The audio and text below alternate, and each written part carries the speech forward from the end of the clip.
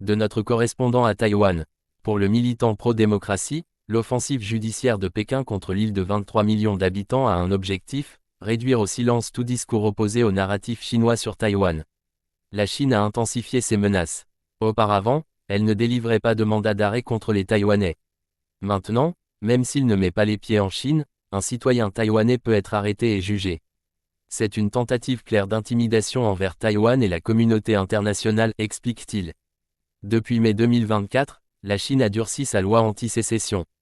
Désormais, créer une organisation en faveur de l'indépendance de Taïwan, promouvoir l'entrée de Taïwan dans les organisations internationales, ou encore s'écarter du discours chinois sur Taïwan, sont considérés comme des crimes.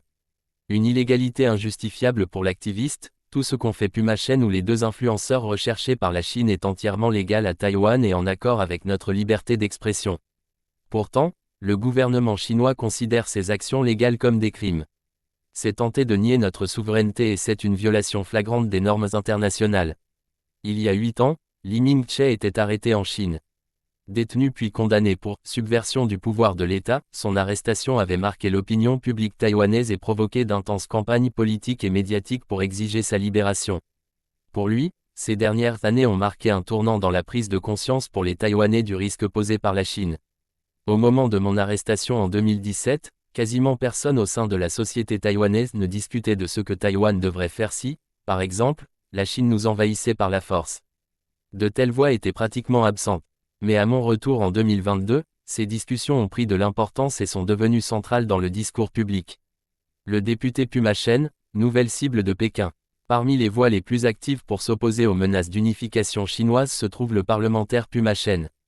Recherché par la police chinoise pour séparatisme depuis le 28 octobre dernier, il est dans le viseur de Pékin en tant que cofondateur de la plus importante association de défense civile taïwanaise. Pour Li Mingche, c'est ce genre d'initiative que la Chine cherche à restreindre avec ses menaces d'emprisonnement. Pourquoi la Chine l'a-t-elle pris pour cible? La raison principale est que Puma Chen a constamment appelé les Taïwanais à résister aux menaces de la Chine plutôt que de céder. Or la dernière chose que veut la Chine, c'est que Taïwan ait la volonté de résister. Symptôme des crispations judiciaires toujours plus intenses entre Pékin et Taipei, 178 Taïwanais ont été emprisonnés en Chine cette année toutes causes confondues, contre seulement 55 l'année dernière.